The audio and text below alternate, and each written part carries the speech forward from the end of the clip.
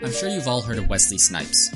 What you may not know is that this millionaire landed himself in jail for 3 years after trying to get away with not paying over $7 million in taxes.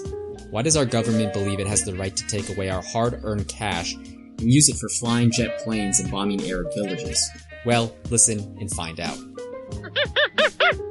Today we'll explore the topic of taxes, the history, the rules, and the whys.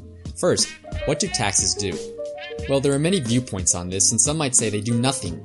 Some might even say that they do more harm than good. But the reality is, regardless of your position, taxes pay the salaries of the people in government, like all those Congress people you see in suits on TV. It also provides us with infrastructure like roads and other random little stuff like the nutrition labels on the side of your Lucky Charms. It pays for public schools, the military, police, firemen, and a bunch of other stuff. What about the kinds of taxes we have to pay? Taxes come in all shapes and sizes. The ones that probably affect us the most are our federal and state income tax, which is based on a percentage of the money that you make. Generally, the more money that you make, the higher percentage of tax you have to pay. However, that's not always the case, as there are loopholes and secrets that people like Mitt Romney know about, so that he doesn't have to give away so much of his money to his colleagues. We also pay sales tax on just about every item we buy, from the gallon of milk in your fridge to the pack of condoms in your bedside drawer. Finally, there is property tax, which most of us millennials will probably never have to worry about, so let's just move on. Okay, here's the big question. Why? Well, paying taxes is our civic duty. Without it, we would not be able to pay our politicians, their salaries, or maintain an active military that is able to fight the wars on terrorism from the deserts of Nevada, or fund a public education system that is responsible for developing the young minds of our future. Let's not kid ourselves here, though. What's the real reason? If you don't pay up, agents dressed in black suits will come for you with loaded guns. If you resist, you'll be murdered. If you don't, you'll be locked away behind steel bars. Don't forget Wesley Snipes. If they can capture a human vampire, they can get you too.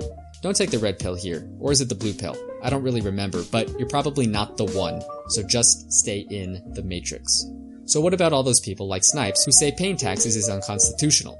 Well, their claims are kind of bullshit unless they were living before February 3rd, 1913, when the 16th Amendment was passed, which states, "The Congress shall have the power to lay and collect taxes on incomes from whatever source derived, without apportionment from the several states, and without regard to any census or enumeration." So yeah, not illegal anymore. Okay, so what's the deal with all the tax protesters then? Most of their arguments come from the language of tax code. For example, the 861 argument used by some tax protesters, which interprets some of the tax code as making income tax invalid. However, this argument and pretty much all others have been held by the courts as incorrect. In fact, the IRS wrote a whole handbook about these kinds of protests. It's called The Truth About Frivolous Tax Arguments. In it, they go over some of the common tax protesters' arguments.